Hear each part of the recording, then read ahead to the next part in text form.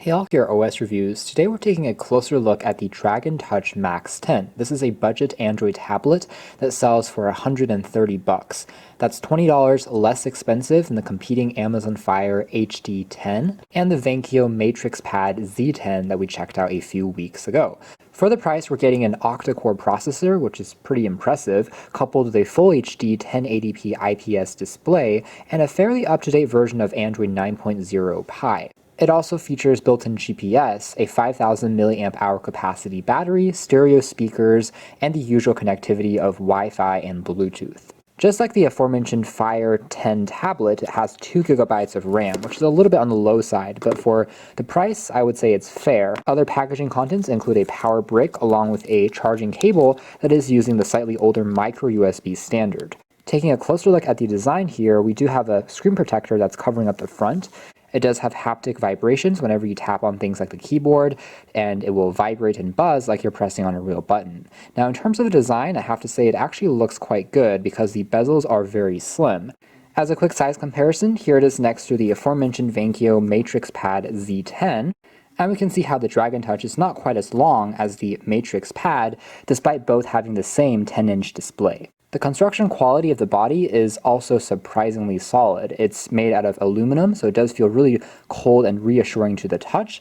Gone are the days of using plastic, which creaked and cringed whenever you held it for cheaper tablets. Now on the side here, we do have access to all the keys, including a power switch. There's also a 3.5mm headphone jack, a dedicated volume rocker that feels pretty tactile and responsive. The bottom here features the stereo speakers, and there's also a slot that covers up a micro SD card that you can pop in to expand the built-in storage. Speaking of built-in memory, this tablet has 32 gigs by the way, which is decent. You get around 25 gigs remaining after the operating system is installed for you to put in your own media and apps, and again, you can always install your own SD card to further supplement that. Now, the side rails of the tablet are made out of polycarbonate plastic, so the frame here is plastic, but the back here is metal and the front here is glass, so overall, still feels quite premium. Moving into the software experience, I have to say that this is actually quite impressive because Dragon Touch have preserved some of the gestures that you get from a stock Android device, where if you wave your hand or pick it up from a surface, the motion sensors will detect that and pop up the time, notifications, and the battery percentage remaining, and then you can double tap to wake up the screen. Now the screen brightness, it gets decently bright, I'd say, even if you're outdoors. It's not going to be quite as perhaps bright as, say, an iPad Pro or if you're using an AMOLED display, but overall it's good enough. Overall, the display quality I think is solid. It's an IPS screen which offers pretty generous and good viewing angles. However, it isn't a fully laminated screen, so there is still a ever so slight gap between the glass and also the screen underneath. So if we look really closely from the edge, we kind of see that. So it does reflect a little bit more light as a result. If we take a closer look at the included apps, as aforementioned, it is very stock. It's like Gmail, contacts, calculator, alarm clock. There's also Google Keep, which is kind of a notepad which allows you to doodle and draw pretty easily. That works quite well for scribbles and also drawing things and typing things. So they give you a nice kind of notes app bundled in. There's also the standard file manager and Google Maps, and that's pretty much all. There is a FM radio because this tablet does have a FM radio antenna, which is also pretty neat. But everything else you see here, including the games and titles, I basically downloaded myself. So again, you do get over 25 gigs of storage for you to customize with your own apps, just because it really is a super stock install of Android 9.0 Pie, which is good to see. Again, the overall responsiveness of the UI is also quite good for a budget tablet. Things are loading along pretty quickly. If we go into navigation bar and settings, it may seem like we can turn this off, but really it doesn't do anything aside from hide the ability for you to collapse the bar when not in use. But there is still a reliance on these physical buttons that you need to press on. But what you can do is actually customize the layout of these keys, such as swapping the orientation of the back key, the home key, and the multitasking, which is pretty neat. But again, there isn't support for gestures like default Android 9.0 Pie does. If we do a quick demo of the audio quality by playing a video on YouTube, let's see how it fares.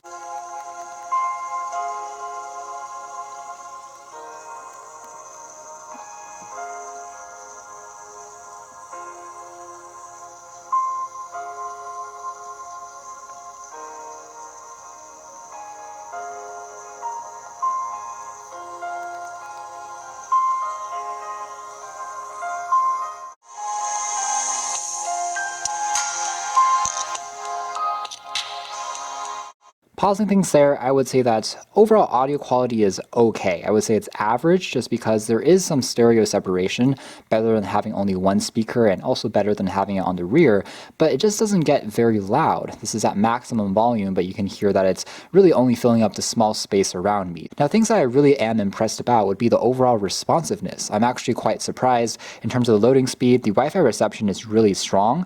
Similar cheap tablets that I've tried in the past, especially 2 to 3 years ago, they can be really unstable or they simply are just slow and they don't really give you a fast enough experience to watch videos and stream. But on here you can see how everything is almost instantaneous, even though the router is actually on a different level of this building. Now, I did find that the side bezels are sometimes even a little bit too thin or too small to be 100% comfortable, because normally I grip my tablets like this, but if you kind of grip it with your hands too far in as you're holding it, it does create some accidental triggers, as you can see there. So that's one downside of making bezels which are so thin that on tablets you do need to kind of hold it more comfortably. Now, one of the downsides though of having 2 gigabytes of RAM is that it doesn't keep all of the applications fully open in the background all the time. So even if you're doing just some very light web browsing with just a handful of tabs and also YouTube, if you kind of jump back and forth between these apps, you'll notice that it needs to kind of refresh the pages every so often, as you can see there. So it's not the biggest problem. It just takes a split second for it to do, but it is one thing to keep in mind. If you expect everything to be retained in the memory,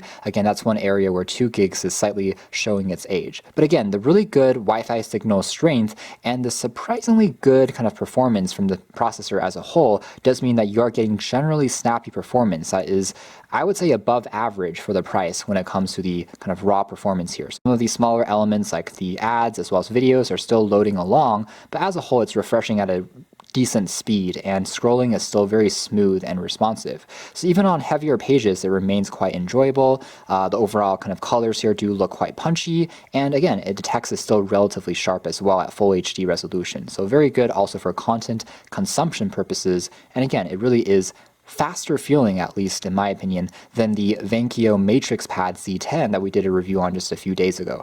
That one did feel a little bit more jumpy when it comes to scrolling on these more complex sites. So overall, I would say it's an interesting battle because on one hand, we have the Venkyo tablet that has 1 gig of more RAM. It has 3 gigs of RAM, but it has a slower processor. It has a quad-core processor from MediaTek. On this, we have 1 gig less of RAM, so 2 gigs of RAM, but we have a faster octa-core chipset from Spectrum.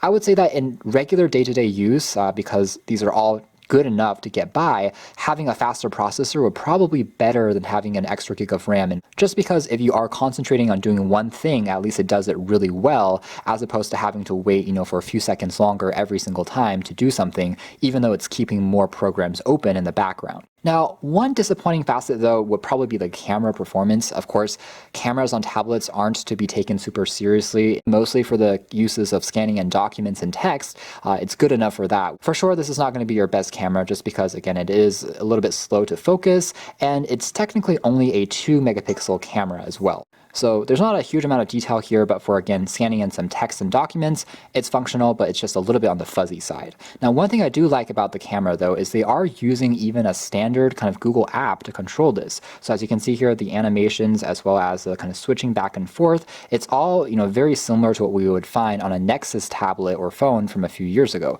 There is also access to HDR and some fine adjustment settings. Everything, though, is really simple, and as a result, it's really quick to launch, which is actually surprising. There are a handful of custom wallpapers that Dragon Touch have installed, but that's pretty much it as far as their contributions. We can change it to something more colorful, something more animated, and you can also, of course, download more wallpapers just yourself. Now, the microphone is also placed pretty well, just because it's actually right below here. You can kind of see it. It's in the middle of the screen pointing upwards at you. So even if you have this tablet resting on a surface in the kitchen or in your bedroom, you're able to activate Google's Smart Assistant just by talking into it with the trigger word. Now, really the final thing to look at would be the gaming performance, which actually is surprisingly decent. You can download virtually any title that you find in the Play Store. We can see that it's very comfortable to hold, and I'm able to kind of navigate around with the screen. It's pretty responsive. I don't see any kind of drop frames for the most part when moving around. Some slight moments of hesitation occasionally, but all in all, really not bad. Everything is so more than playable. And the tablet does have surprisingly good haptics for a cheap device. That is, the vibration motor feels In other words, really expensive. It's hard to describe, but the way that it kind of buzzes whenever you hit something in a game or press on a button in a keyboard just feels right. Kind of the final game here, which is used in this horizontal orientation, we can see that overall, again, even with pretty complex, again, animations and graphics, it's actually handling itself surprisingly well in terms of the general smoothness and the overall speed. So once the games are open, after waiting maybe a split second longer than on a flagship grade tablet, everything can be played without really any issue. Final thing to point out would be the battery life. I would say that this tablet lasted me around 5 to 6 hours before I needed to recharge it again. So it's not spectacular if you're used to iPad levels of say 9 hours or above. It's not really an endurance champion, but it will get you through a day of use before you need to plug it back in. One detail I found interesting would be the Multitasking Drawer. We have lots of apps running right now, but I can swipe over from the right basically to lock that app and once more to unlock it. If an app is locked, it can't be purged from the RAM. There's no way to close it out. So you have to unlock it, and then afterwards you can swipe over to the left to get rid of it from the memory. For the bargain price, I'd say this has exceeded my expectations because it's a tablet that I can actually see myself using in the day-to-day when it comes to watching videos, browsing the web, and doing some light gaming. It's very consistent in terms of its performance. It never heats up during gaming. It remains really cool, offers good enough battery life, a very modern design, very good construction quality, and lots of small details like the fact that you have an ambient mode, double tap to wake, which I simply didn't expect.